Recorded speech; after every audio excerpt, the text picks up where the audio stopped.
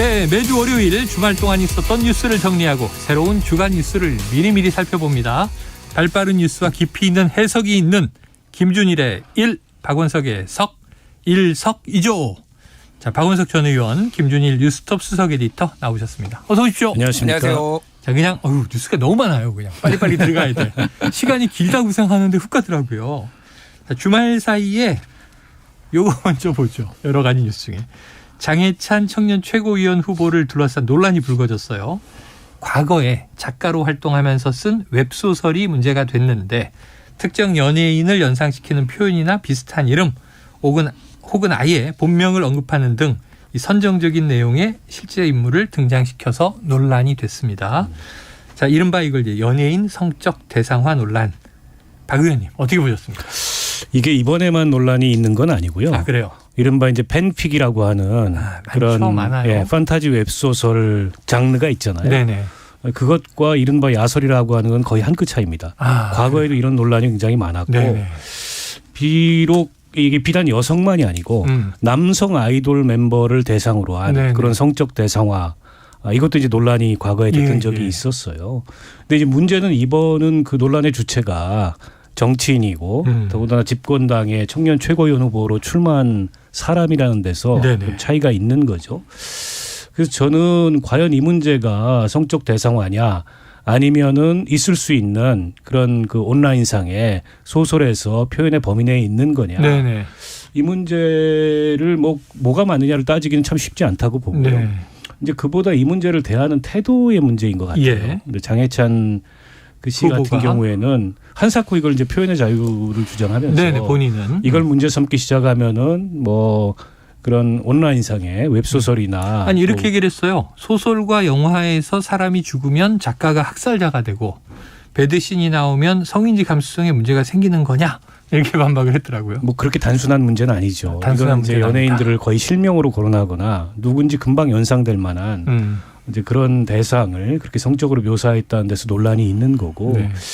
저는 그 장해찬 씨가 이 문제를 뭐가 문제냐 식으로 대하는 게 문제인 것 같아요. 그게 문제다. 어쨌든 과거에 정치를 하지 않던 시절이었고 웹 소설가로서 활동하던 시절에 이제 그런 작품을 썼는데 그게 지금 보시기에 많은 사람들한테 불편함을 주고 또 그 당사자들에게 불편함을 줄 수 있다는 생각을 하지 못했던 당시에는 유감스럽다. 이렇게 하면 끝날 일을 한사코 이거는 표현의 자유고 이준석이 더 문제다 하니까 논란을 본인이 좀 키우고 있는 게 아닌가 싶어요. 물론 이걸 가지고 윤리위에 가서 그럼 징계해야 되느냐. 과거에 있었던 정당 활동을 하지 않던 시절의 문제를 가지고 그건 좀 아닌 것 같아요. 제가 보기에는. 그렇게 이제 과거를 묻기 시작하면 한도 끝도 없을 거라고 보고 다만 이제 어쨌든 집권당의 청년 최고위원 후보로 나온 사람이 본인과 관련된 이런 논란을 대하는 태도가 지나치게 공격적이고 또 본인에 대해서는 아무런 그 문제의식을 느끼지 않고 오히려 이걸 가지고 문제를 제기한 상대방을 역공하는 이런 모습만 보이는 건 다소 실망스럽죠. 네, 태도의 문제다 이렇게 얘기해 주셨어요. 그러면서 이준석 전 대표 당연히 이제 여기에 대한 코멘트 공격 있었는데 이준석 전 대표의 성접대 의혹을 재차 거론했습니다. 장 후보 측의 이런 대응 방식. 자, 김 에디터님은 어떻게 평가하세요? 어떻게 보세요? 저는 그러니까 친분이 있어요. 전부 장해찬 이사장도 그러고 이준석 대표도 그러고. 장해찬 저 후보 여기 출연자였는데. 예. 그러니까 저는 근데 그 누구하고도 그렇게 친하게 지내지 않습니다. 거리를 둔다. 예, 왜 그러냐면 언제 까야 될지 모르기 때문에 여기 나랑은 좀 그 이상으로 친한 거 아닌가요? 아니에요. 박원석 의원 박 의원님도 안전지대 있지 않다. 예, 우리 팀장님도 마찬가지입니다. 저도 걸리면은 그래서 제가 장해찬 이사장 거리를 어느 정도 두는 관계에서 아는 상황에서 좀 말씀을 드리면은 우리 예찬이 진짜 정치인 다 됐구나. 이걸로 이제 이준석 걸고 넘어지는 이제 흙탕물로 만드는 기술이 잔기술이 보통이 아니다라는 건데 이준석 대표도 논란이 있었는데 이거는 일단은 형이 확정되는 거를 봐야 될 것 같아요. 최소한 이거에 대해서 아직 무고 혐의로 지금 경찰이 수사를 제대로 결론을 내놓고 있지 않잖아요. 그래서 그때 나오면은 저는 이준석 대표도 이제 신랄하게 비판을 할 건데 이 사안은 어쨌든 박원석 의원님이 잘 설명해 주셨지만은 이게 본인이 저렇게 뻣뻣하게 굴 일인가 그거예요. 그러니까 요거를 좀 여러 측면에서 봐야 되는데 네네네. 하나는 이제 과거에 있었던 정확하게 결이 똑같지는 않지만 네네. 과거에 있었던 사례들을 말씀을 드리면은 소위 말해서 언더그라운드에 있다가 오버그라운드로 나오려는 분들이 과거의 언행에 대해서 굉장히 문제가 되는 경우가 많았어요. 맞아요. 예를 들면은 탁현민 그 의전 비서관 같은 경우에도 그 책에서 문화예술인이었는데 뭐 아주 제가 구체적으로 말은 못하겠지만은 뭐 콘돔 사용 여부를 가지고 뭐 경험에 대한 얘기를 뭐 썼다가 경험에 대해서 뭐 이제 진심 얘기를 하면서 이것도 문제가 됐는데 네. 본인이 사과를 했어요 결국은. 이때도 사퇴하라 얘기 많이 나왔죠. 여성 단체에서 사퇴하라고 했는데 본인이 어쨌든 사과를 했고 또 지난 총선에서 김남국 후보가 좀 약간 웃기는 상황이 됐는데 네네네. 그 이동영 작가하고 팟캐스트 하는 거에서 약간 성수위가 높은 뭐 이를테면은 네네네네. 이렇게 출연자들끼리 하는 거에 네. 김남국 변호사가 당시에 나가가지고 했던 거를 조선일보에서 대서특필을 해가지고 네네네. 결국은 김남국도 사과를 했어요. 사실 저는 그 정도까지도 이게 허용을 못할 거냐 뭐 이런 생각은 들어요. 그 전으로 따지면 2004년에 이제 열린우리당 당시에 김용민 낙곰수의 김용민 과거에 이제 출마했다가 언더그라운드에서 했던 욕설 비하 뭐 좀 센 표현들이 문제가 돼서 인터넷 방송에서 본인도 사과를 했어요. 근데 왜 장해찬은 사과를 안 하나요? 사과를 안 하느냐. 그러니까 이런 겁니다. 그래서 이게 문제가 될 수도 있고 억울할 수도 있고 그래요. 그런데 오버그라운드로 올라올 정도로 하려면은 이거에 대해서 어느 정도는 태도를 보여야 되는 거예요. 네네네. 그리고 이건 사안마다 조금 다르게 볼 필요는 있습니다. 아까 말씀하셨지만은 이 팬픽이라는 게 상당히 이렇게 구체적으로 걸어야지만 이게 굉장히 잘 팔려요. 그런 장르적 특성이 있습니다. 이게 BL이라고 이제 보이스러브라고 이게 이제 소위 말해서 옛날 기원으로 따지면은 이게 남자들끼리 이제 뭐 사랑하는 이 내용은 아이돌 팬들이 만들었거든요. 예전에 H.O.T 시절부터 있었던 것이 이제 장르적으로 발전해 온 역사가 있어요. 그러니까 제가 말씀드리는 거는 이런 하위 장르가 실제하는 것도 맞고 이거에 대해서 돈을 버는 사람들도 있고 그런데 이거를 사람들이 오버그라운드로 와서 어떻게 느낄지에 대해서 본인이 판단을 해야 되는 문제라는 거죠. 근데 이거에 대해서 굉장히 진흙탕으로 만들고 굉장히 잘못한 게 없다는 식으로 얘기를 하는 게 조금 정치를 길게 보려면은 조금 저는 좀 잘못하지 않나 그렇게 봅니다. 제가 보니까는 우리 김준일 그 수석 에디터는 얘기하시는 걸 들어보니까 그 장르를 좀 접해본 것 같아요. 장르에 대해서 깊이 저는 뭐 접해보질 않아가지고 사실 구체적 내용은 몰라요. 다만 과거에 이런 논란이 있었다는 사실은 알고 있고 그런 거 이제 대입해 봤을 때 지금도 본인이 웹소설 작가면 아무 문제가 없어요.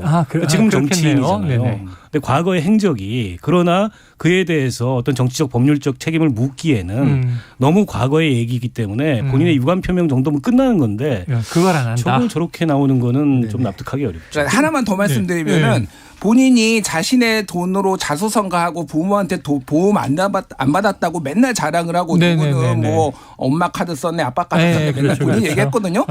이걸로 이제 아이유 팔아서 돈 벌었다는 거 아니에요? 그러면 김혜수 팔아서. 이거에 대해서는 굉장히 내로남불이죠. 그러니까. 내로남불이다. 알겠습니다. 자, 그러다 보니까 이게 장해찬 후보 본인의 문제 지금 얘기했습니다만 조금 확대해서 자, 장해찬 후보의 이제 정치 과정을 보자고요. 자, 윤 대통령이 검찰총장직을 사퇴하고 정치권에 입문할 때 청년 참모 1호 역할을 맡았습니다. 제 기억에는 거의 뭐 정치인으로 변신하고 만난 청년 1호인 것 같아요, 기억에. 근데 당시에 이제 조폭 자서전 집필 논란이 불거졌었고요.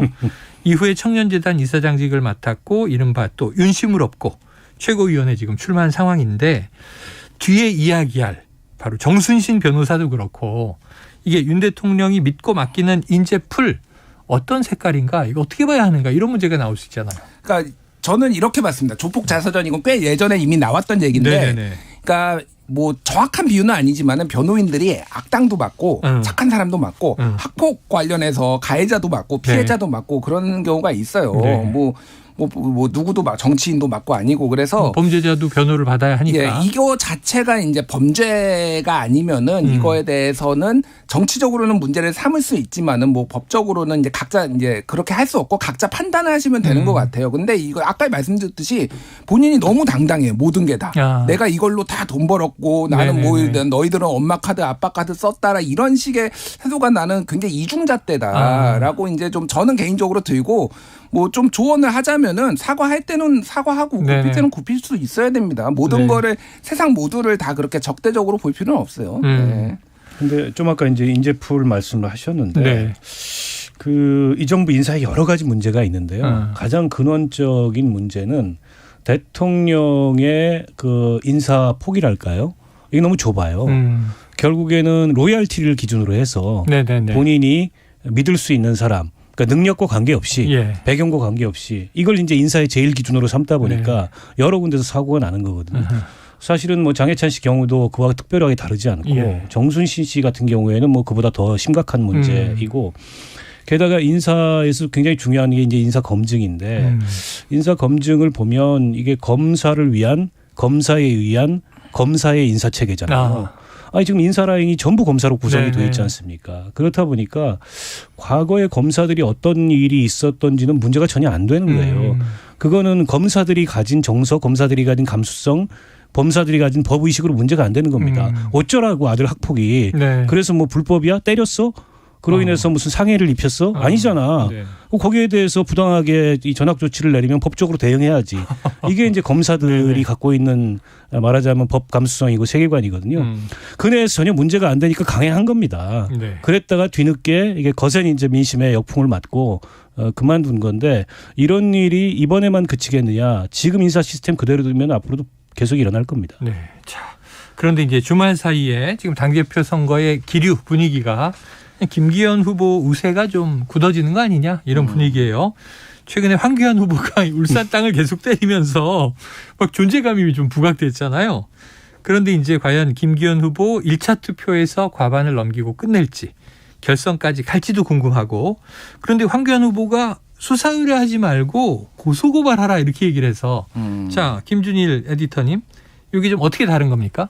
그러니까 뭐 이 수사 의뢰를 하면은 의뢰를 받은 측에서 지금 국수본 같아요. 네네네. 지금 우리 정순신 전 검사께서 본부장이 될 뻔했던 본부장이 될 뻔했던 거기 이제 경찰에서 하는 건데 여기에서 이제 뭐 이제 판단을 하는 거죠. 이거를 수사를 해야 될지 말아야 될지 기소를 해야 될지 말아야 될지 하는 거고 황교안 전 대표가 후보가 만약에 피해자가 아니라 이제 고소가 되면 피고인이 되는 그렇죠, 거잖아요. 그렇죠. 이렇게 되면은 일단은 피고인 조사, 원고인 조사가 돼야 되고 또 하나는 이제 무고죄가 성립이 될 수 있어요. 만약에 이게 진실에 가깝다면은. 그래서 이제 이런 문제들이 있기 때문에 아예 이거를 고발을 해라라고 하는 거고 안철수 후보 측에서는 공수처에 수사 의뢰해라. 왜 경찰에 하냐. 한마디 경찰 못 믿겠다라는 거죠. 사실 지금 경찰이 지금 뭐 행안부에 사실상 이제 지배당하고 있다고 대통령 검사들한테 지배당하고 있다고 해서 공수처 얘기를 하는데 그러니까 중요한 거는 이거예요. 이게 진짜 짧게 말씀드리면은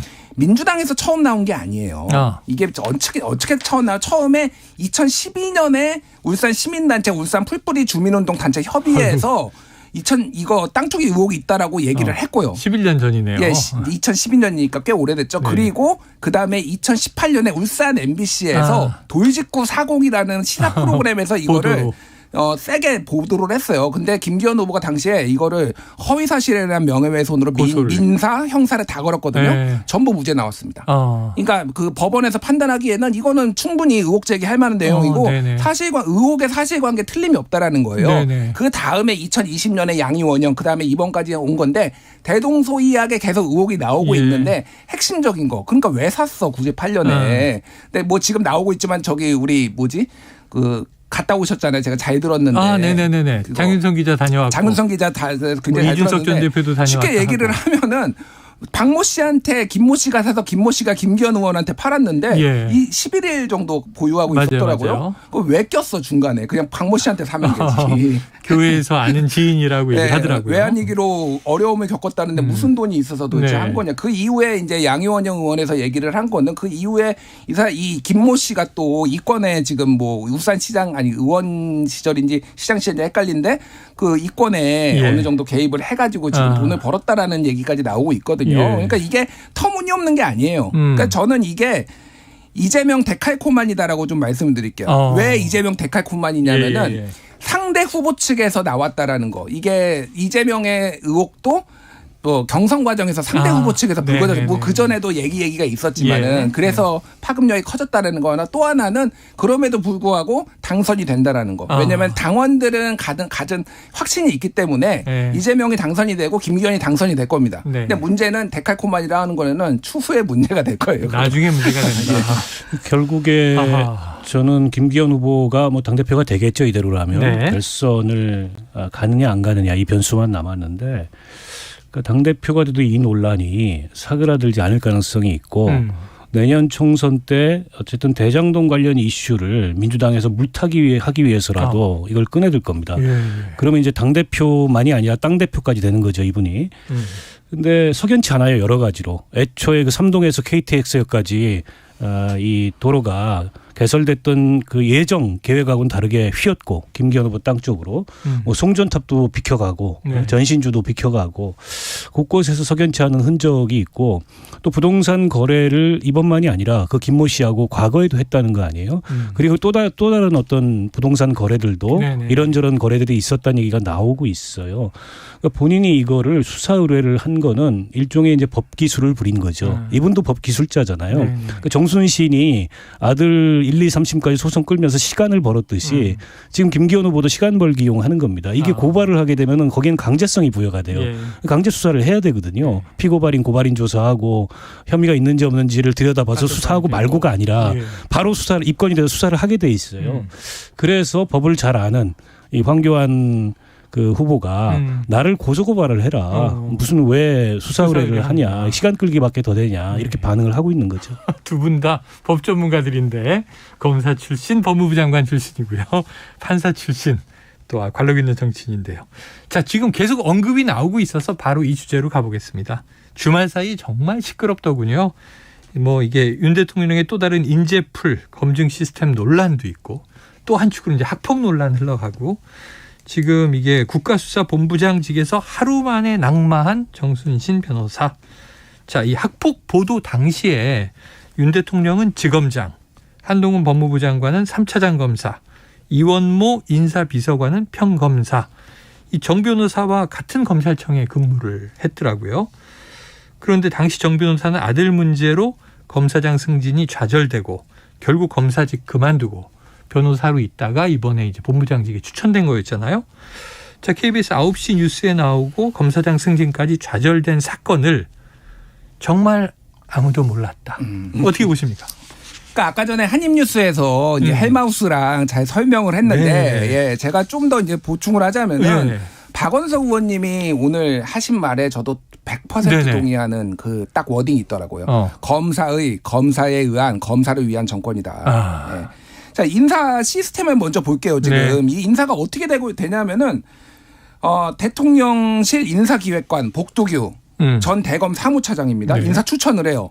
그런 다음에 대통령실 인사비서관이 인사 검증을 해요. 이원모 검사 출신이에요. 그런 다음에 한동훈 법무부 장관 법무부 산하에 있는 인사정보관리단에서 또 검증을 해요. 한동훈하고 사법연수원 27기 동기입니다. 이원석 검찰총장하고 같이 셋이. 그리고 또 마지막에 최후적으로 대통령실 공직기강 비서관이 또 검증을 해요. 이시원 검찰 후배예요.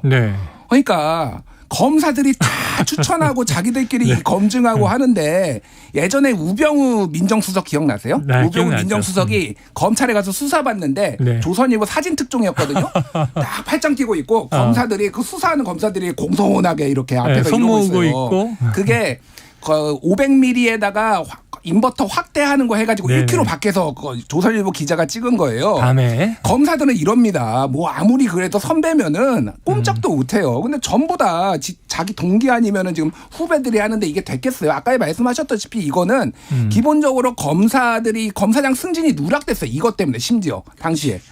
중앙지검장 윤석열 중앙지검장 한동훈 3차장 할 때 이거 터지고 나서 이 정순신이 아예 검사장을 승진을 못하고 옷 벗고 나간 거예요. 이거를 몰랐다? 이거 지금 다 거짓말, 전부 거짓말입니다. 제가 뭐 아주 단언을 할 수 있는데 거의 뭐 고소하십시오 대통령실에서 그럽니까? 이거 다 거짓말, 이거 몰랐다라는 거 말도 안 되는 얘기를 하고 있는 거예요. 그러니까 그냥 안 걸렸으면은 그냥 어떻게 넘어가려고 했는데 심지어 4달 전부터 변호사 사무실 정리하고 있었어요. 이분이 정순신 이분이. 그래서 단독으로 후보 될 것도 사실상 알고 있었다고 봐야 되는 거죠. 그러니까 이거를 마치 이제서야 학폭이 자기가 쓰질 않았으니까 우리가 몰랐다. 그럼 앞으로 다 거짓말하면 앞으로 다 검증 못할 겁니까? 그러니까 이건 총체적인 문제예요. 지금. 총체적인 문제다. 그러니까 정순신 씨는 기본적으로 자질이 안 되는 사람이에요. 본인이 그렇게 피해자한테 아들의 학폭으로 인한 피해자한테 2차 가해를 하면서 소송을 진행할 때 이분은 보직이 검찰 내에서 인권보호관이었어요. 인권감독관? 인권보호관. 네, 서울중앙지검. 근데 인권보호관이라는 사람이 자기 자식 서울대 보내자고 네네네. 남의 자식한테 해서는 안 될 짓을 한 거죠. 저는 이번에 새삼 놀란 게 민족사관고등학교가 대단하다고 생각해요. 보통 이 정도의 네. 그 검찰 고위직이 압박을 가해오면 소송 포기할 만도 합니다. 그런데 끝까지 3심 소송해가지고 전학을 보냈어요. 그 새삼 민족사관고등학교 그 교장 선생님과 당시 선생님한테 존경한다는 말씀을 드리고, 그리고 나서 이분이 이번 검증 때도 대통령실에 그 질문이 있잖아요. 본인과 배우자 직계 좀비속이 원고 혹은 피고로 돼 있는 민형사 소송, 행정소송이 있느냐? 없다. 이렇게 대답을 했어요. 이제 와서 하는 얘기가 현재 진행형을 물은 거다. 지금 딱 이 의원님 얘기랑 똑같은 청취자 문자가 최63님인데 뭐라고 쓰셨냐면, 제가 근무하던 학교에서도 아마 이제 교직원이신 것 같아요. 학폭 가해자 생기부 고쳐주었어요. 재판에 패소해서. 그러니까요. 민사고니까 버틴 거지. 보통 학교들은 못 버텨요. 소송비가 없어서도. 근데 그것도 저는 법기술자의 장난 같은 얘기죠. 왜냐하면 인사검증이라는 건 과거를 검증하지 무슨 현재 진행만 검증을 합니까? 근데 거기에 본인이 없다라고 쓴 것은 거짓말한 거잖아요. 남들은 다 눈 감은 거고. 그리고 대통령실 반응도 웃기고 저는 법무부 반응 전부 다 웃긴데 몰랐을 수가 없습니다. 당시에 KBS에서 단독 보도를 했던 건데 5년 전에 고위 검사라고 분명하게 적시했어요. 실명은 적시 안 했지만. 그러면 다 정보 파악이 들어갑니다. 누구냐. 그것 때문에 검사장 인사에서 밀려났다는 얘기도 지금 김준일 대표가 했잖아요.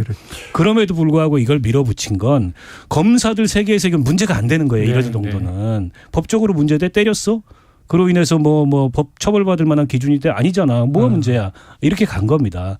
그랬다가 최근에 더 글로리부터 시작해서 학폭 문제가 얼마나 요즘에 민감합니까. 학폭 문제는 요즘에 정말 민감하죠. 이게 여론이 맘카페부터 시작해가지고 들끓으니까 하루 만에 정순신 씨가 저는 드롭했을 거라고 봐요. 대통령실이 드롭하라고 한 게 아니고. 이렇게 되면 아들 신상 다 털리고 그 서울대 지금 철학과 다닌다는데 그 이후의 진로도 불투명해지거든요. 그래서 빠르게 드롭했는데 과연 저걸로 여론 진정이 안 될 거라고 보고 인사라인 책임을 물어야 돼요. 그리고 저는 그 누굽니까 경찰청장. 이분은 지금 경찰청장. 거의 무슨 용산의 그 경찰청 파견 인사과장이잖아요. 용산에서 시키는 대로 하잖아요. 저분이 어떻게 20만 경찰을 끌고 나갈 수 있겠어요. 저분도 물러나야 됩니다. 지금 아주 강력한 얘기들 두 분이 해주셨는데, 하지만 이제 저는 좀 진행자이기 때문에 확실하게 보면 정순신 검사장의 승진 좌절이 아들 문제다. 이렇게 이제 아까 언급이 제가 됐었는데, 이 검사장 승진을 못한 사유에 아들의 학폭 연루도 있다라는 말도 나온다 정도로 이제 일단 봐야 할 것 같은데, 두 분은 몰랐을 리는 없다 이렇게 얘기를 하셨어요. 자, 그렇다면 이게 학폭 여부를 걸러내기 힘들었다 이렇게 지금 얘기를 하고 있잖아요. 왜 힘들었을까요 이게?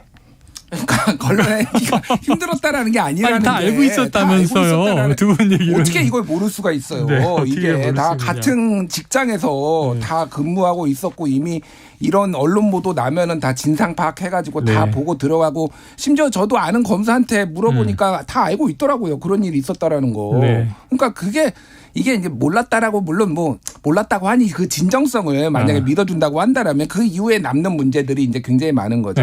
구멍이 많아 인사검증에. 그러면은 왜냐하면은 이거는 이분이 이제 아들 거에 이제 법정 소송 대리인이에요. 미성년자니까. 그래서 정순신이라는 이름을 그 사법 시스템에, 그러니까 재판 시스템에 검색하면은 나옵니다. 이 건이.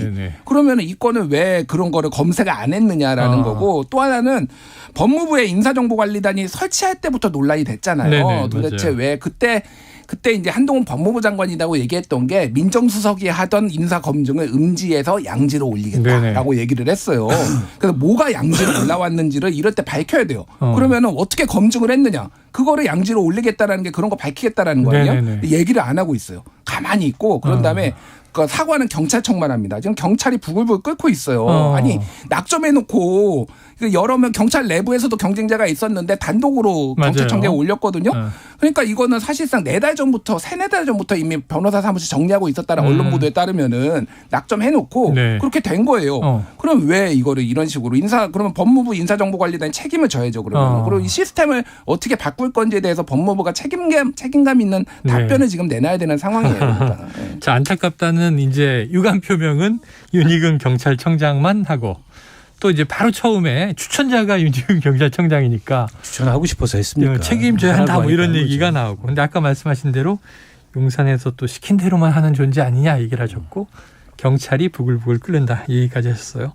자, 또 다른 학폭 피해자가 나타났습니다. 그런데 사실 이 문제가 학폭도 학폭이지만 아까 태도 문제도 거론하셨는데 그 이후에 잘못을 전혀 인정하지 않는 태도, 심지어 학폭 처분의 일환인 봉사활동마저 부모인 정변호사 내외가 학업에 방해된다는 이유로 가처분 신청을 하면서까지 가해자인 아들을 보호한 사실, 이런 게 판결문에 드러나서도 놀랐고, 저는 뭐냐면 이제 자기 자식만 보호하려는 것도 그렇지만 이게 신분과 계층이 세습되는 사회인가? 이 학생이 했던 말도 좀 충격적이더라고요. 어떻게 그렇죠. 보셨어요? 뭐 본인의 아빠가 검사라는 거를 자랑하고 다녔고 네. 판사하고 잘하면은 소송에서 잘 알면 네. 소송에서 불리할 게 없다라는 얘기도 했고, 또 그 담임교사가 판결문에 적시된 대로 진술한 바에 따르면 그 친구는 자기보다 급이 높으면 뭔가 부드럽게 잘 대하고 자기보다 급이 낮으면은 괴롭히고 이런 것들이 학교생활 여러 군데서 눈에 띄었던 친구다. 이런 진술도 있잖아요. 급이니까 계급이 있었나 봐요. 그렇죠. 그리고 괴롭힌 이유도 그 피해자가 뭘 잘못했어가 아니에요. 단지 제주도에서 왔다. 뭐 이런 이유로 그 형언할 수 없는 그런 막말을 결국 말로 괴롭힌 거잖아요. 네네. 말로 괴롭힌 거는 뭐 맥락을 봐야 된다. 그게 뭐가 문제냐라는 식으로 네. 그걸 방어하고 또 특정 성향의 신문을 본다. 네, 학업에 바빠서 뭐 그 봉사활동 네. 이거 하기가 어렵다는 식의 그런 태도를 부모가 이 소송 과정에서 취했다는 거는 전형적으로 이른바 우리 사회에 그런 고위직이나 혹은 이 가진 사람들이 자녀들을 어떤 식으로 말하자면 가리키고 어떤 식으로 그 자녀와 관련된 문제를 대하는지 그 단면을 아주 적나라하게 보여준, 어떻게 보면 아빠 찬스 논란이 그동안에 여러 번 있었죠. 네. 곽상도도 아빠 찬스가 있었고 네. 거슬러 올라가면 뭐 조국 전 장관 시절도 아빠 찬스가 있었는데 이번에는 그보다 감정적으로 국민들이 경악할 수밖에 없는 굉장히 악의적인 네. 그런 유형의 아빠 찬스이기 때문에 단지 정순신 씨가 그만뒀다 그래서 이 논란이 이걸로 끝나지 않을 거라고 보고, 그리고 대통령실에 모르쇠하는 태도가 더 국민들 입장에서 기가 막힌 거죠. 어떻게 모를 수가 있습니까? 그리고 우리 학교 폭력에 대한 이제 지시가 내려왔어요. 아니 그러니까 갑자기 학교 폭력은 뭐 용납할 수 없는 네. 뭐 이런 것인 것처럼 용납해놓고 나서 뒤늦게 문제가 되니까 그런 식의 태도를 보이는 것도 일종의 꼬리 자르기 하는 건데 저것도 국민들이 보기에는 너무 사실은 겉다르고 속다른 이런 태도이기 때문에 이게 비단 뭐 한 번의 인사 실패가 아니라 총체적으로 지금 그야말로 검찰공화국이라고 불리는 네. 이 정부의 인사 그리고 국정운영 전반을 좀 되돌아봐야 될 그런 대목이 아닌가 싶습니다. 네. 자, 국가수사본부 어찌 보면 이제 경찰청 내에 이 국가수사, 말 그대로 국가수사의 컨트롤 타워입니다. 지금 직무대행 체제로 들어갔는데요. 그럼 김준일 에디터의 이제 예언을 한번 마지막으로 들어보죠. 자, 그럼 그 다음 본부장. 네. 경찰 출신이 됩니까? 상식적이라면은 경찰 출신이 오는 게 맞죠. 경찰이 꼭 해야 된다고 저는 생각하지 않아요. 검찰도 할 수 있고 사실은 네네. 수사와 관련된 사람이 할 수 있는 건데 네. 지금은 이게 논란이 됐으니까 그런데 대통령실에서 이 검사들이 생각하는 거는 이게 검사라서 문제가 된 게 아니라 학폭이라서 문제가 된 거야. 그러니까 일자라는 검사를 한번 다시 보내보자라고 할 가능성을 배제할 수 없다. 다시 한번 그 대신 단독으로 올리면 그러니까 이제는 여러 명 중에 한 명을 올려서 거기에서 검사가 되게 할 가능성을 지금 상당히 높다고 봅니다. 한번 지켜보시죠. 어떻게 될지. 저는 다시 한번 검사가 돼. 왜냐하면은 이 검사들의 어떤 정서가 뭐냐면은 경찰은 지금 장악해야 된다. 네. 말을 안 듣는다. 이런 정서들이 있어요, 지금. 그래서 아마 저는 검찰이 다시 한번 하리라고 베팅해 보겠습니다. 근데 이게 되게 좋은 쪽으로 상상을 해보면 검사 출신이 국가수사본부장이나 경찰청장도 될 수 있다면 또 역으로 경찰 출신이 미래에는 검찰총장이 될 수 있는 거 아니에요? 될 수 없죠. 자격이 없잖아요. 그래, 법조인이 아니기 때문에. 아니 법조인이 아니기 때문에 사법고시를 패스하기 때문에. 변호사 자격이 있다면 글쎄요. 이론적으로는 가능해야 되는데 대한민국에서는 그런 일은 일어나지 않을 것 같아요. 아니 검사 출신이 금감원장은 될 수 있어도 금감원 출신이 검찰총장은 될 수 없는 나라예요. 알겠습니다. 네. 알겠습니다. 자격이 엄격합니다. 자, 여기서 일석이조 마무리하겠습니다. 박원석 전 의원, 김준일 수석 에디터 함께하셨습니다. 말씀 고맙습니다. 고맙습니다. 감사합니다.